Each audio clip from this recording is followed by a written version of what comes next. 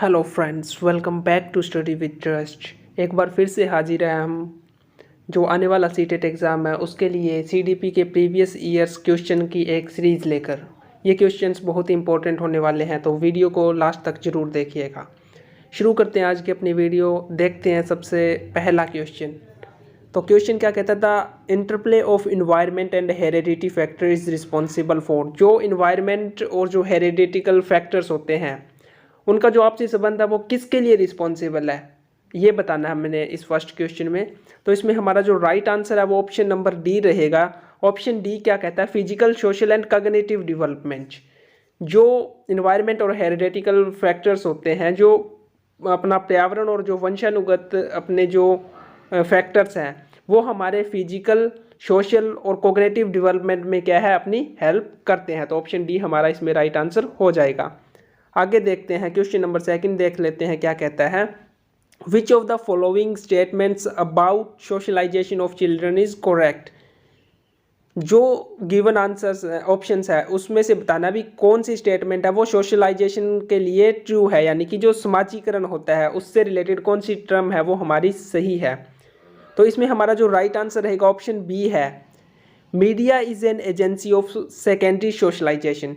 क्योंकि जो मीडिया है ना वो सेकेंडरी सोशलाइजेशन एजेंसी है, वो प्राथमिक समाजीकरण की एक एजेंसी नहीं है, वो द्वितीयक समाजीकरण की एक एजेंसी आ जाती है। क्योंकि जो प्राइमरी जो एजेंसीज हैं सोशलाइजेशन की उसमें क्या है, फैमिली होगी बच्चे की और उसके जो पेरेंट्स हो गए, तो वो सब आ जाते हैं। इसलिए ऑप्शन बी हमारा राइट आंसर रहेगा, क्योंकि media is an agency of secondary socialisation.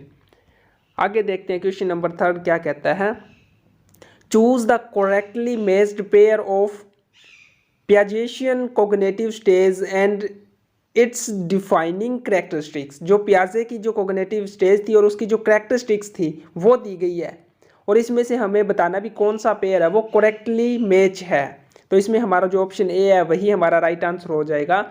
Pre operational stage को हम एनिमिज्म की जो स्टेज है वो भी बोलते हैं, यानी कि ये जो अपना पेयर है pre operational stage and animism is correctly matched. तो अपना ऑप्शन जो ए है वो हमारे क्वेश्चन नंबर थर्ड का राइट आंसर रहेगा। आगे देखो क्वेश्चन नंबर फोर्थ क्या कहता है। इन लेव वेगोत्स्कीज व्यू प्राइवेट स्पीच। जो लेव वेगोत्स्की थे तो उनके व्यू के अकॉर्डिंग, उनके पॉइंट ऑफ व्यू के अकॉर्डिंग प्राइवेट स्पीच क्या है ये बताना है अपने को। तो इसमें ऑप्शन ए हमारा राइट आंसर हो जाएगा।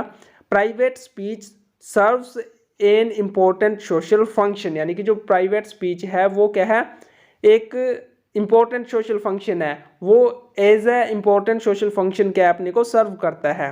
तो इसमें ऑप्शन ए हमारा राइट आंसर हो जाएगा। आगे देखो अब क्वेश्चन नंबर फिफ्थ देखो क्या कहता है। Which of the following characterise a progressive classroom. अब प्रोग्रेसिव क्लासरूम को उसकी करेक्टरिस्टिक्स बतानी है प्रोग्रेसिव क्लासरूम की। ऑप्शंस इसमें दिए हुए हैं। फर्स्ट ऑप्शन है availability of a variety of material, second है range of activities and task, third है following method of a direct instruction, and fourth option है हमारा focus on memorization and recall. तो अपने को करेक्ट ऑप्शन चूज करना है इसमें से।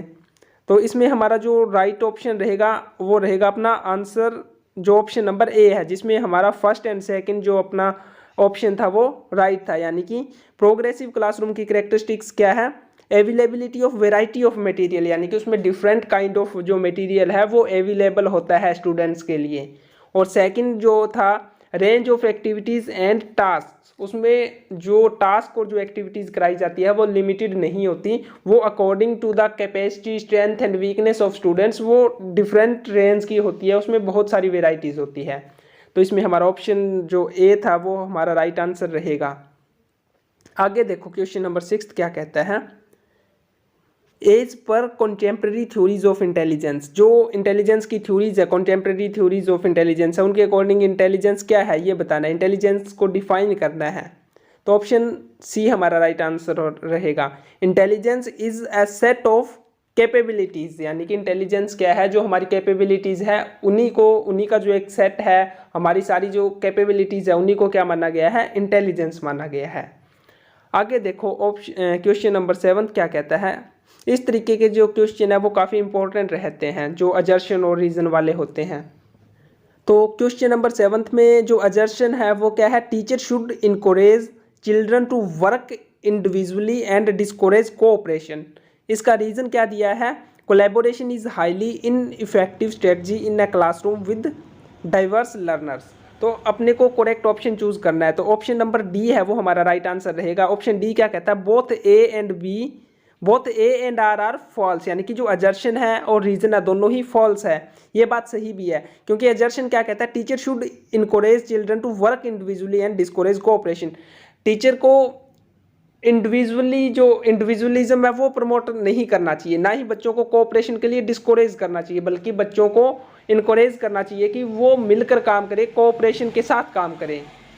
और इसका रीज़न भी इसमें फॉल्स है, क्योंकि रीज़न क्या कहता है, collaboration is highly ineffective strategy. इसने कोलैबोरेशन को हाईली इनइफेक्टिव बता दिया, जो कि बिल्कुल गलत है।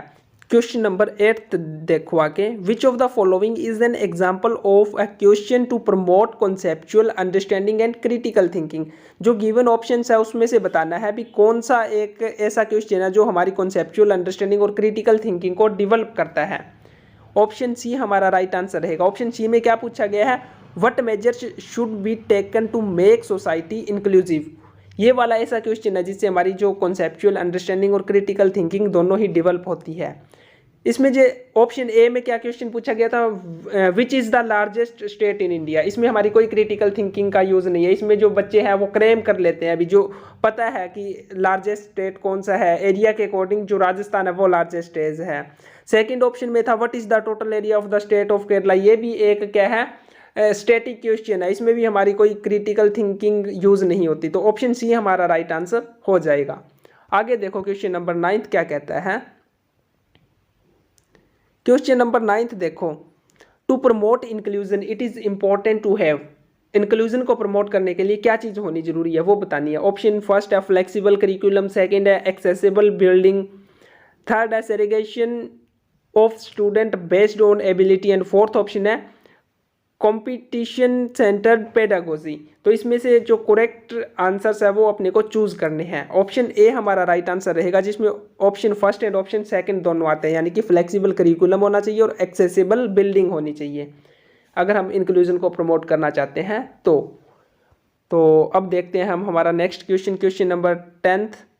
क्वेश्चन नंबर 10 क्या कहता है, which of the following will help inclusion of the student with attention deficit hyper activity disorder. जिनको हाइपर एक्टिविटी डिसऑर्डर होता है तो उससे रिलेटेड बताना है भी उनके इंक्लूजन के लिए कौन सी चीज़ है वो हमारी हेल्प करेगी। ऑप्शन नंबर फर्स्ट हमारा राइट आंसर रहेगा।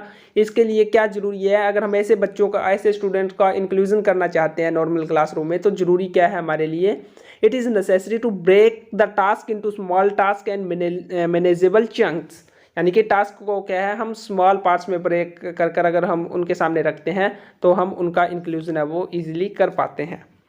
आगे देखो ऑप्शन नंबर 11 क्या, क्वेश्चन नंबर 11 क्या कहता है, for the successful inclusion of the students from economical weaker section a teacher should. यानी कि जो इकोनॉमिकल वीकर सेक्शन के बच्चे हैं उनके इंक्लूजन के लिए एक टीचर को क्या करना चाहिए। ऑप्शन सी हमारा राइट आंसर है। सी ऑप्शन क्या कहता है, respect and consider their socio economic background. यानी कि उनका जो भी सोशियो इकोनॉमिक बैकग्राउंड है उसकी रिस्पेक्ट करे और उसको समझे, उनकी कंडीशन को, यानी कि जिसकी वजह से वो क्या है वीकर सेक्शन से आते हैं, तो उन कंडीशंस को क्या है समझना चाहिए। आगे देखो क्वेश्चन नंबर 12 क्या कहता है, which of the following are not proposed in the national education policy. ये जो अपनी नेशनल जो न्यू एजुकेशन पॉलिसी आई थी 2020 वाली 2020 की, तो उसमें कौन सी चीज़ें नहीं प्रपोज की गई थी वो बतानी है। इसमें ऑप्शंस दिए हैं और अपना जो राइट आंसर रहेगा वो ऑप्शन ए रहेगा, जिसमें अपना सेकंड और फोर्थ ऑप्शन आता है, यानी कि इंक्रीज कोर्स कंटेंट और standardized curriculum, pedagogy and assessment. ये चीज़ें इसमें प्रपोज नहीं की गई थी, तो इसमें हमारा ऑप्शन ए है वो राइट आंसर हो जाएगा। आगे देखो अब नेक्स्ट क्वेश्चन, क्वेश्चन नंबर 13 क्या कहता है, the sequence of presentation of concept should be from. तो 13th जो क्वेश्चन है इसका जो हमारा राइट आंसर रहेगा option number D, simple to complex. यानी कि जब भी हम कॉन्सेप्ट को, कोई भी कॉन्सेप्ट है उसको प्रेजेंट करना चाहते हैं तो उसको हमें क्या है, सिंपल से कॉम्प्लेक्स की ओर जाना चाहिए। पहले सिंपल एंड देन कॉम्प्लेक्स जो कॉन्सेप्ट है उनको प्रेजेंट करना चाहिए।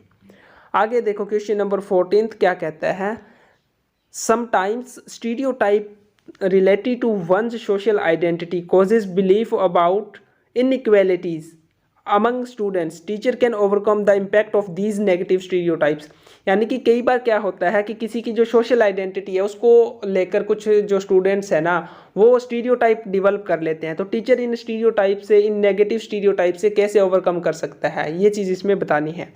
ऑप्शन नंबर सी हमारा राइट आंसर रहेगा, emphasizing that learning significantly depend on efforts. यानी कि किसी का जो सोशल आइडेंटिटी है उससे उसके बिहाफ पर हमें कोई भी जो स्टीरियोटाइप है वो नहीं बनाना चाहिए। हमें जो लर्निंग है उस पर क्या है, एम्फेसाइज करना चाहिए। तो ये हमारा ऑप्शन सी इसमें राइट आंसर हो जाएगा।